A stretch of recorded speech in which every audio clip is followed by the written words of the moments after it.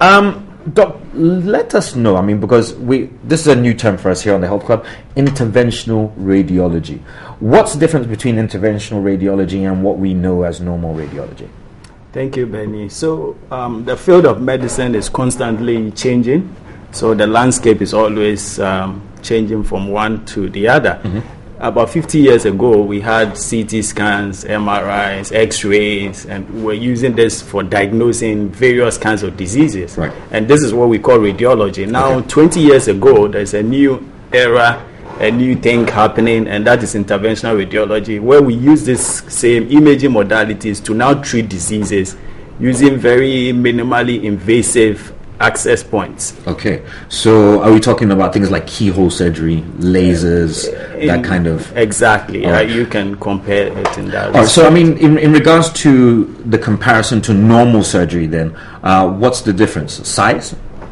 Size is one. Also, there's a shorter hospital stay. Okay. I mean, we do procedures on patients and they go back home the same day. Okay. There are also people who are not surgical candidates. For instance, someone needs a surgery and he has to go through anesthesia, but sometimes this patient is not able to stand the anesthesia. Right. And so we are able to still use these minimally invasive procedures to then gain access and achieve the same things that conventional surgery would have achieved. Okay.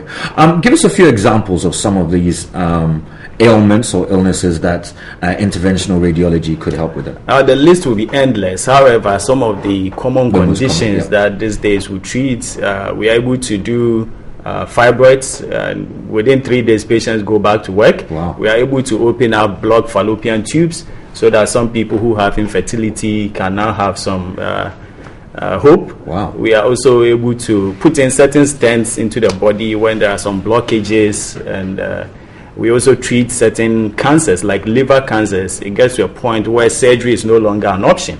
Right. And we're able to now go and break the vessels that supply these tumors, so that we can extend the lifespan of some of these patients, sometimes by as much as 5 years, 10 years. Now, you've been mentioning we can.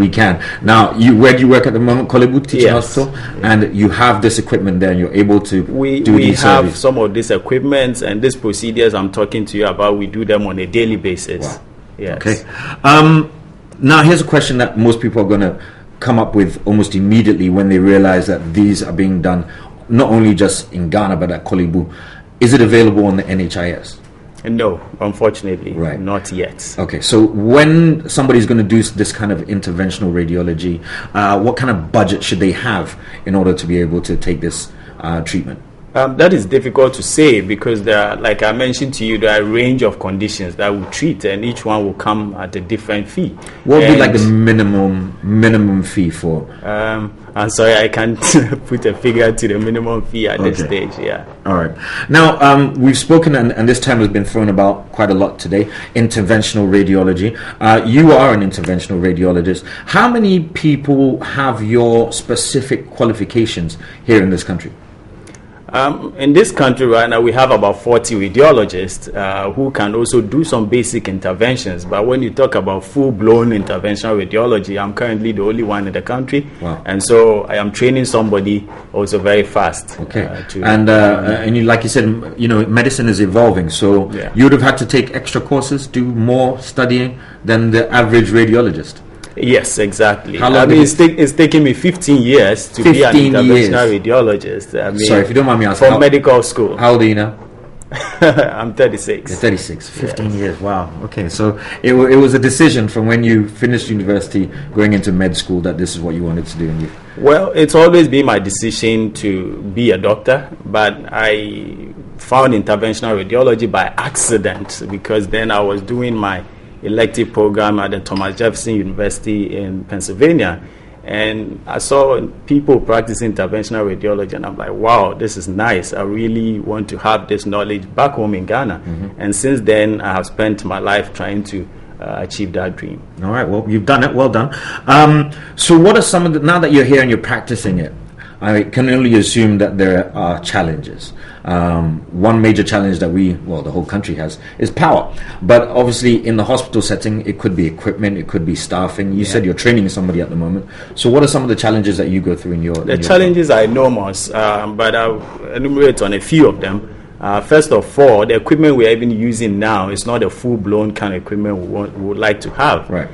Fortunately, they are fixing two. One of them at the cardio center, the other one at the new University of Ghana Teaching Hospital. And so in terms of equipment, I think from next year we are going to have a good base to achieve most of the things we are doing. We also need more people. I mean, I trained partly in Singapore, where they have 5 million people and they have over 60 interventional radiologists. Here we are, over 28 million people. Really, so we need to accelerate the training and get more people in this area. And also even the people who assist, because it's a teamwork. It's a shame we couldn't show up the video that you guys had. But it's a teamwork. You're going to have a lot of other doctors, other paramedical people helping. All these people need some training. And also even getting supplies for the procedures is quite challenging because most of the big companies around the world are now thinking about how to enter our market. So when you need some of these consumables, now you have to send a DHL to some other country and import them. And so these are some of the challenges. But I'm hopeful that in the next few years, we shall overcome some of these challenges. All right. I want to thank you so much for coming in this morning and educating us more about interventional radiology. This has been Dr. Benjamin Dabo Sarkodie. He is the only endovascular and interventional radiologist fully qualified here in GH at the moment. But you're doing great things. Thank you so much for joining us today.